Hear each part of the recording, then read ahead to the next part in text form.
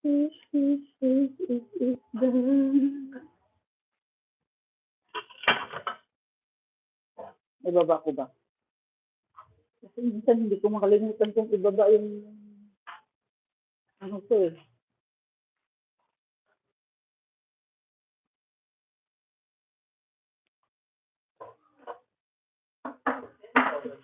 Akin. Hinanap ko doon sa lagayan ni Emily. Wala doon eh. Kasi kung saan kaya?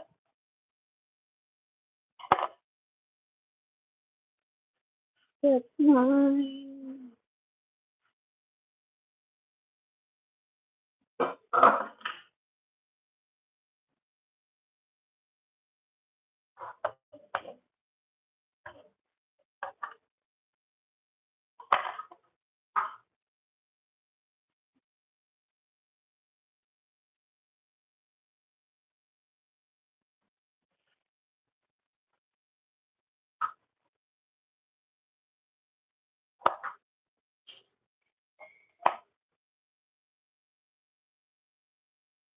Ay, yung pinito ko pala sa'yo yung bata na namatay na ano.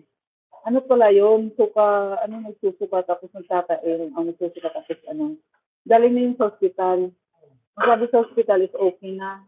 Pagdating ng ilang araw doon sa probinsya, yun, namatay. Pero okay na siya, sabi doon sa hospital.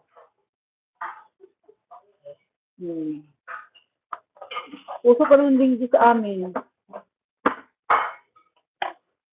Nung nakaraang linggo may inadmit, ngayon naman yung anak ng kapatid ng asawa ng kapatid ko. Kapitbahay niya. Nakita ko sa Facebook. Sabi ko, ano nangyari niyan? Sabi niya, dinginer.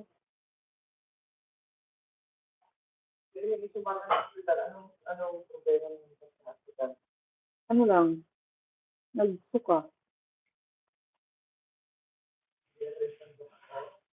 Nagsuka lang. Tapos yung, ano,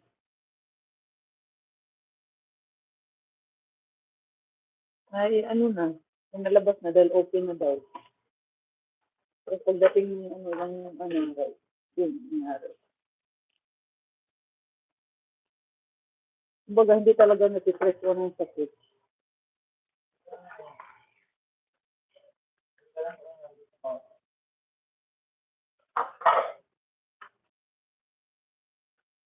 Ano ba naman yung height? Grade 11 o 12. Kasi yung nakita ko sa Facebook niya, grade 11 yun.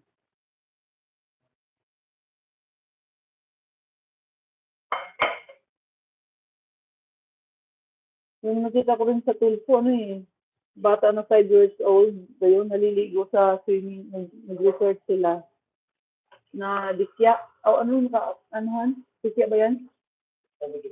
Oo.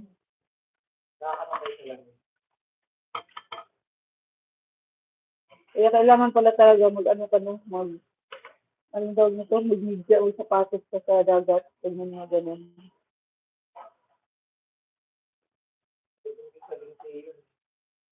Di ba sa palaging dumidikit sa paa, sa maapakan mo? Di, yung kadalasan nakita ko, maapakan talaga nila. Tapos yun nga, yung sinasabi, ihian daw, ano.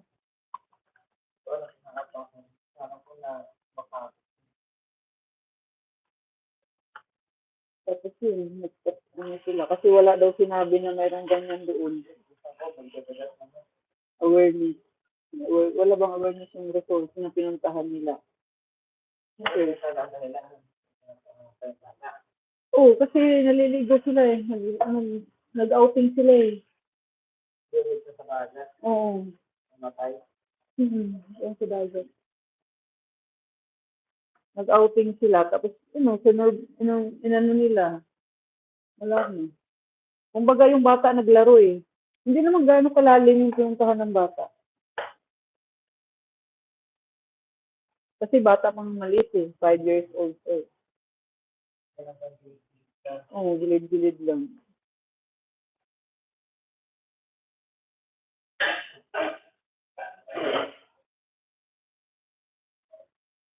Siguro yun, naapakan.